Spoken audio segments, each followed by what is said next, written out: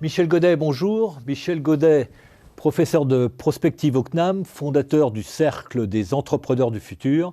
Vous venez de publier La France des bonnes nouvelles avec Alain Lebaube et Philippe Rath. C'est la suite d'une saga, puisque vous avez déjà publié en 2011 Bonnes nouvelles des conspirateurs du futur. Alors ce mot conspirateur, on va y revenir. Alors, bonne nouvelle parce que vous êtes un éternel optimiste, mais aussi bonne nouvelle parce qu'il s'agit de 18 nouvelles des aventures d'entrepreneurs ou de meneurs de projets. Nous allons parler. Michel Godet, on vient de passer le cap des 3 millions de chômeurs et dans le premier chapitre, ça vous ressemble bien, vous écrivez que la crise est porteur d'espoir. Alors, c'est une plaisanterie de mauvais goût ou bien c'est votre goût prononcé de la provocation ? Écoutez, c'est un constat d'expérience que m'avait transmis mon grand-père. Il me disait à l'époque, à propos des jeunes filles, 1 de perdue, 10 de retrouvée. C'est-à-dire que quand on a quelque chose qui ne va pas comme on voudrait dans la vie, il faut essayer de le positiver et essayer finalement de transformer la contrainte en opportunité. Et ça, j'ai pu le constater plusieurs fois au cours de ma vie professionnelle, et même bientôt 40 ans, notamment en matière de développement des pays. Ce ne sont pas les pays qui disposent de la rente pétrolière qui sont les pays les plus industrialisés. C'est le fait d'avoir justement un des défis à relever qui est stimulant. Alors ça, c'est une vision un peu macroscopique des choses. Sur le plan micro, je dirais simplement que j'ai préféré écrire La France des bonnes nouvelles, parce que La France des mauvaises nouvelles, ce serait plusieurs tomes qu'il faudrait écrire. Et on l'a d'ailleurs tous les jours dans les médias. La crise est une opportunité ? Mais la crise, pour moi, est une opportunité. Il faut toujours se poser la question, quand on a quelque chose qui ne marche pas comme on voudrait, comment je peux essayer d'en tirer parti ? Est-ce que ce n'est pas une chance pour essayer de me tourner vers autre chose ? Donc, il faut vraiment essayer de, face à l'adversité, face aux contraintes, finalement, il y a 2 catégories de réactions. Il y a ceux qui baissent les bras et qui se disent « j'ai pas de chance, je m'en sortirai jamais, etc. » Et il y a ceux qui, même au fond du trou, se disent « je vais m'en sortir » et qui finalement s'appuient sur ce que j'appelle le levier des projets. Et la force des liens, parce que en général, ce n'est pas des aventures isolées, c'est des individus qui ont une fratrie, une famille, des amis, un environnement propice. Ça se passe plutôt dans certains territoires que dans d'autres. Donc là, il faut réfléchir aussi aux conditions d'environnement favorables. C'est un peu comme pour les champignons. Ils ne poussent que dans des conditions de chaleur et d'hygrométrie. Et donc, la bonne nouvelle, les bonnes nouvelles, c'est que la France d'en haut, comme je le dis, va mal. Et c'est pas fini, ça ne fait que commencer. Là, on a mangé notre pain blanc d'avance et on va avoir quelques années difficiles. On va se rendre compte qu'on a vécu au-dessus de nos moyens et qu'il faut se serrer la ceinture. Et comme je l'ai écrit et dit plusieurs fois, demain, il faudra travailler plus pour espérer ne pas gagner moins. Mais la bonne nouvelle, c'est que le chômage, qui est à 3 millions, mais il y a des endroits, donc 10% de la population active, en France même, il y a des endroits où il est à 5%, 5 ou 6%. Comment font-ils ? Pourquoi pas nous ? C'est la question finalement à laquelle j'apporte des réponses au travers des exemples. Alors, on va y revenir. S'il y a au moins quelque chose qui s'est passé pendant la crise, c'est un consensus droite-gauche, je dirais, sur le fait qu'il faut passer à une économie de l'offre. Alors, on n'est pas encore arrivé aux entrepreneurs, on n'est pas encore arrivé aux chefs d'entreprise, on en reste à ce concept de nécessité de renforcer l'offre. Dans ce livre, justement, vous déclarez votre flamme pour les entrepreneurs et pour les meneurs de projets. Mais pourquoi vous les appelez des conspirateurs du futur ? Les conspirateurs, c'est à la fois les entrepreneurs et les acteurs, tous ceux qui agissent dans leur milieu pour favoriser justement les entrepreneurs, les actions des autres. Simplement, la différence qu'il y a entre conspirateurs et comploteurs, c'est que la conspiration, c'est pour le bien, les conspirateurs, alors que les comploteurs, ils se réunissent pour le mal. Et donc, le bien, c'est la création de richesses, et finalement, c'est aussi la création de ces liens autour de ces dynamiques de projet, qui redonnent espoir aux acteurs de terrain. Alors, quelle qualité faut-il avoir pour être un conspirateur du futur ? Écoutez, tous les exemples que j'évoque, y compris dans ce livre comme dans le précédent, je commence par deux belles histoires. La fois d'avant, je commençais par l'histoire du handicap, qui est une différence à positiver. C'était un aveugle qui montrait que lorsqu'on mettait un aveugle dans un service, ça augmente la productivité du service. Là, je commence par l'histoire de WebSourds, une association donc de parents au départ et autour du langage des signes, des enfants sourds et muets, et on se rend compte que finalement les grandes entreprises, comme l'aérospatiale, trouvent plus d'intérêt à ce langage des signes qu'au langage des gens qui ne sont pas sourds. Mais donc, on voit bien que les différences, il faut savoir les positiver, les handicaps aussi, et ça c'est une histoire parmi d'autres, naturellement. Toutes les autres histoires sont... Mais quand on a envie de faire bouger les lignes, c'est pas obligatoirement à partir d'un handicap. Non, c'est pas à partir d'un handicap, mais c'est à partir d'une idée qu'on a eue, et parce qu'on était obligé d'avoir des idées. Hein, on n'a pas de pétrole, mais on a des idées. Hein, et on n'a pas de ressources, on n'a pas de matières premières, on est obligé d'avoir des idées pour s'en sortir. Enfin, semble-t-il, ces idées ont du mal à s'exprimer dans notre pays. Pas dans les territoires. J'étais hier encore, il y a 24 heures, j'étais du côté de Manox, que vous avez entendu parler d'une histoire que je racontais dans le livre précédent, Occitane. Et cette année, on est en pleine crise, ils recrutent 170 personnes. Il y a 800 emplois qui ont été créés et il y a une croissance de 25% depuis 15 ans et il y a 96% à l'exportation. Donc dans les pays émergents, donc, ceux qui ont une vision à long terme, ceux qui partent de ce qu'ils sont, c'est-à-dire les senteurs, les saveurs, etc., pour essayer de les transformer en valeur ajoutée, en innovation, eh bien finalement, ils sont gagnants. Voilà. En revanche, ceux qui disent « je suis perdu, je vais me laisser assister et finalement je ne me lèverai plus le matin », ils ont peu de chances de gagner. Donc c'est ça le message. Ce livre, ce n'est pas un roman, c'est un livre de nouvelles, il y en a 18, il y a 18 personnages dont l'histoire est racontée. Il y en a qui sont particulièrement attachantes, de 2-3 personnages parmi ces 18. Ben, il y en a deux que j'aime bien évoquer plus particulièrement que les autres. N'oubliez pas qu'il y en a un qui est interdit. Mais c'est entre nous. Oui, mais ça, je ne l'évoquerai pas puisque c'est interdit. Mais les lecteurs le découvriront. La première idée, la première histoire magnifique à mes yeux, c'est celle de Pierre Choux. Je prononce ça avec un X, il est à Dijon. C'est un animateur de rue, enfin il a un ancien animateur de rue, un curé de gauche qui s'occupait de loupards il y a une quarantaine d'années et qui s'est rendu compte que pour les remettre à l'emploi, il fallait qu'ils se mettent à bosser avec eux. Et donc il a fini par créer un groupe qui s'appelle le groupe ID, hein, avec un apostrophe quelque part, et qui rassemble aujourd'hui, qui est présent dans 21 départements, et qui prend des gens envoyés par Pôle emploi avec un tampon quasiment inemployable, donc des gens qui sont vraiment des blessés de la route familiale et de la route sociale, et qui les remet en emploi marchand.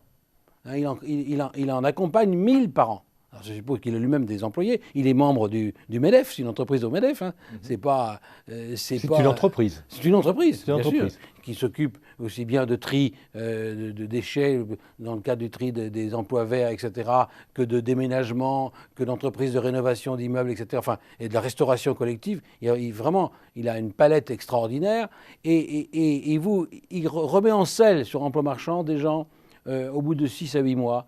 Ça coûte à peu près 6 000 € par emploi marchand accompagné. Mais il montre que ça rapporte 2 fois plus en charge, puisque c'est des emplois marchands. Ce n'est pas des emplois d'avenir ou des emplois jeunes sans avenir, comme on est encore en train d'en faire dans les collectivités territoriales. C'est quelque chose qui répond à des besoins du marché, et les gens sont remis en confiance, et ça rapporte 2 fois plus en termes de charge. Donc le bilan est plus que positif. Et quand ce monsieur Pierre Choux, qui se bat pour essayer d'organiser ce qu'on appelle dans notre jargon la contagion des initiatives et la mutualisation des bonnes pratiques, faire en sorte que ce qui marche dans 21 départements puisse marcher à la puissance 10, et donc sur l'ensemble du pays, eh bien, il a des obstacles. Et ce n'est pas l'argent qui manque, comme vous savez. Il y a les fameux 40 milliards d'euros qui vont dans la formation professionnelle et qui sont souvent un gaspillage. Ce qui manque, c'est la volonté politique, le courage. Et quand il allait voir Bertrand, on lui disait « c'est intéressant ce que vous faites, mais oui, mais je vais m'en occuper, mais c'était au moment de partir. » Et puis maintenant, il voit Sapin et qui lui dit « c'est intéressant ce que tu fais, mais je ne pourrais pas, c'est trop difficile, il y a trop d'obstacles, etc. » La réalité, c'est qu'il y a des corps intermédiaires, comme on dit, hein, qui verrouillent le système, qui parasitent finalement les canaux de financement et qui, au lieu de laisser remonter les initiatives d'en bas, eh bien, préfèrent des grandes solutions d'en haut qui ne marchent pas. Et c'est ça tout le message. Alors, la deuxième histoire, je la raconterai si vous permettez après. Alors, comme le dit Michel Rocard, qui a fait une synthèse extrêmement intéressante et une préface absolument passionnante, c'est en fait un livre d'économie, mais pas un livre avec des équations, un livre avec une analyse d'histoire, des monographies de la France d'en bas. Alors 18 cette fois-ci, qui s'ajoute à celle du livre précédent. Quelles leçons vous tirez de ce voyage dans les territoires, dans la France d'en bas? Quel message vous voulez faire passer? Le message, c'est que précisément, moi j'ai essayé, comme vous le savez, dans un livre plus ancien qui s'appelait « Le courage du bon sens », qui s'adressait aux politiques en pensant naïvement qu'il suffirait de leur dire « mais voilà le diagnostic et voilà les prescriptions, à vous de passer à l'acte, un peu de courage ». Je me suis rendu compte que finalement ce n'est pas ça qui les intéressait. Ce qui les intéresse, c'est... Enfin, ils sont plus à se servir eux-mêmes qu'à servir l'intérêt général. Hein, donc il y a un problème de comportement individuel. Hein, est-ce que je sers l'intérêt général ou est-ce que je me sers moi-même? Donc le seul moyen de changer la France d'en haut, c'est de faire bouger la France d'en bas.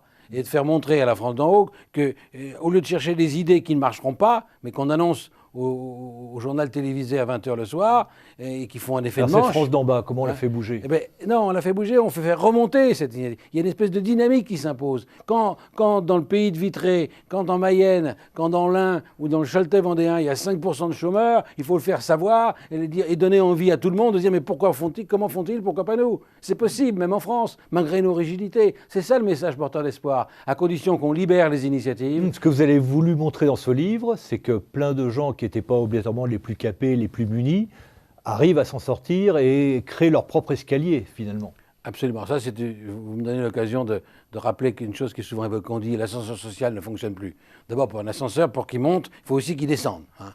Donc, il y en a qui ne veulent pas descendre de là où ils sont. Hein. Donc, il y a aussi des rentiers du système. Vous savez, la formule, hein, seuls sont injustes les inégalités dont on ne profite pas. Donc, il y a quand même un tas de gens aujourd'hui qui sont des nantis de l'emploi, de la sécurité du travail, etc., et qui ne veulent surtout pas bouger. Donc, faire bouger un peu tout ça. Mais on peut toujours se construire un escalier là où on se trouve, et je suis heureux. Donc, c'est 18 histoires ou 18 histoires de personnes qui n'étaient pas des nantis, qui ont fabriqué leur propre escalier. Ah, qui sont partis de rien. Et les histoires sont assez fabuleuses, y compris en politique. Le député maire de Chartres, qui aujourd'hui baisse ses impôts depuis 10 ans, chaque année, comme il s'y était engagé, tout en développant son agglomération, c'est quelqu'un qui n'était pas issu du sérail politique, qui s'est battu contre la droite et contre la gauche, mais qui a réussi, qui est parvenu. Donc c'est toujours possible, il n'y a jamais de fatalité, il n'y a, comme on le dit, il n'y a pas de territoire ou de situation désespérée, il n'y a que des territoires ou des situations sans hommes porteurs de projets ou sans hommes de qualité pour porter ces projets. Donc quand on a un projet, quand nous ne sommes pas être tout seul, l'union fait la force, eh bien on peut y parvenir. Et c'est ça ce message qu'il faut faire remonter. Alors naturellement, ça marche mieux dans certains territoires que dans d'autres. Les territoires qui sont plus propices. Lesquels, par exemple? Il est évident que on évoque toujours la Vendée, qui n'a jamais eu de chemin de fer. Donc, ce n'est pas les infrastructures qui font le développement. Et même les autoroutes qui existent maintenant en Vendée, elles ne sont toujours pas à Bressuire, qui est dans le Choletais vendéen, et qui est encore dans les Deux-Sèvres. Donc, quand on regarde, l'histoire est déterminante. Les facteurs culturels, hein, c'est l'homme qui est au cœur des différences. Les valeurs qu'il porte. Et donc, c'est bien là-dessus qu'il faut insister. Ça renvoie donc, naturellement... il peut y avoir un écosystème local, finalement, qui favorise l'initiative. Il y a des biotopes culturels. Il y a effectivement des biotopes culturels qui favorisent l'initiative ou qui, au contraire, l'empêchent. Bien évident qu'on pourrait dire que ces biotopes... Plus présentes en province qu'à Paris? Oui, plus. Alors ça, c'est une chose que j'évoque, c'est qu'effectivement, le bonheur, parce que la qualité de vie est indispensable au développement des pôles de compétitivité. Hein. On parle beaucoup des pôles de compétitivité, on oublie de parler des pôles de qualité de vie. Et les pôles de compétitivité de demain seront aussi des pôles de qualité de vie, autrement ils ne seront pas. La qualité de vie est indispensable, c'est une condition nécessaire et pas suffisante. Parce qu'il y a la qualité de vie en Corse, et il y a des valeurs aussi, une forte identité, mais il n'y a pas le développement. Bon, donc il faut se poser la question pourquoi. Il y a des freins, il y a des facteurs culturels. Même si on met de l'argent, ça ne suffit pas. En revanche, il y a des territoires comme le Pays Basque, par exemple, où je suis intervenu dans le passé, et on raconte l'histoire du piment d'Espelette. Eh bien, il y a une telle capacité de cohésion des acteurs locaux et qui sont connus sur les bancs de l'école, etc., que, effectivement, l'histoire du piment d'Espelette, c'est une affaire de copains qui ont envie de s'amuser et d'organiser un bal et une fête à la fin du mois d'octobre, comme au moment où les filles sont parties, les touristes sont partis, et qui construisent finalement ce magnifique projet qu'est le piment d'Espelette, qui est un outil de développement local, puisqu'aujourd'hui, il y a plus de 200 producteurs contre une dizaine il y a 30 ans, vous comprenez. Donc, alors, Michel Godet, peut-être pour terminer, une histoire qui vous tient particulièrement à cœur dans les 18 que vous racontez. Écoutez, j'ai déjà évoqué celle de Pierre Choux, mais je peux aussi évoquer celle de Cadet, qui a changé aussi de crèche aujourd'hui, puisqu'il était à Douai, hein, Saint-Jean-de-Douai, qui est une des meilleures prépas de France, selon certains hebdomadaires. Donc en dehors de Paris, très loin de Paris, très loin de Louis le Grand, très loin des grandes institutions. Vous allez à Douai, vous vous dites, mais comment se fait-il? C'est des gens qui viennent d'ailleurs. Et les Parisiens allaient courir à Douai. Oui, mais Parisiens, y compris les filles de premiers ministres, je ne donnerai pas de nom. Hein, Douai est devenu une concurrence pour Sainte-Geneviève de Versailles.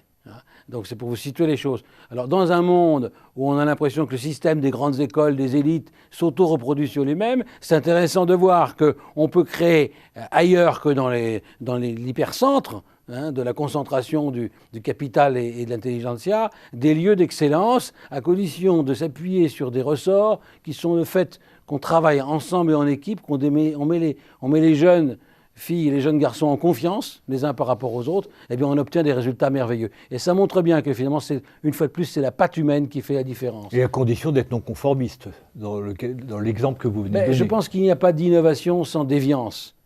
Ce n'est pas en améliorant la bougie qu'on a inventé l'électricité. Donc à un moment donné, ceux qui sont innovants sont des gens qui se transgressent, qui font preuve de ce qu'on appelle en prospective l'indiscipline. Mais il faut faire preuve d'indiscipline pour s'en sortir. Alors, la France des bonnes nouvelles, Michel Godet, merci.